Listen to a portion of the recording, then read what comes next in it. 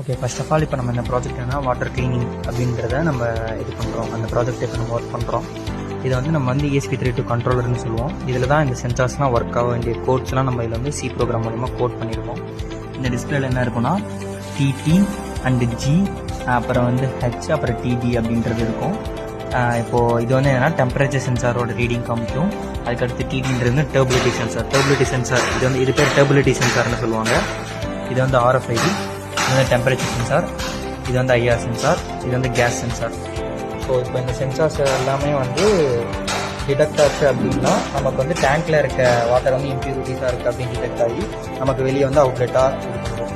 இது வந்து IoT based மூலிமா நம்ம கனெக்ட் பண்ணியிருக்கோம் பிளிங்க்னு ஒரு ஆப் மூலிமா. இதில் வந்து வேல்யூஸ் காமிச்சிருக்கும், gas value, turbidity value, temperature value, humidity value அப்படின்னு சொல்லிட்டு. ஸோ இப்போ நம்ம என்ன பண்ணுறோம் அப்படின்னா, இப்போ நமக்கு வந்து எனக்கு வந்து இப்போ பார்த்தீங்கன்னா வந்து RFID டர்பிலிட்டிலாம் வந்து ஒரு கான்ஸ்டன்ட்டான வேல்யூவில் இருக்கும். இப்போ இதில் நம்ம ஏதாவது இப்போ இது வந்து டஸ்ட் பார்ட்டிகல் டிடெக்ட் பண்ணுறது. இப்போ இந்த இடத்துல நான் வந்து ஏதாவது ஒன்று கொடுக்குறேன் அப்படின்னா எனக்கு மோட்டர் ஆன் ஆகி வாட்டர் வந்து அவுட்லெட் மூலிமா வெளியே வரும். அதே மாதிரி இப்போ யாரும் எம்ப்ளாயி இருக்காங்க அப்படின்னா அவங்களோட RFID கார்டு இருக்கும்.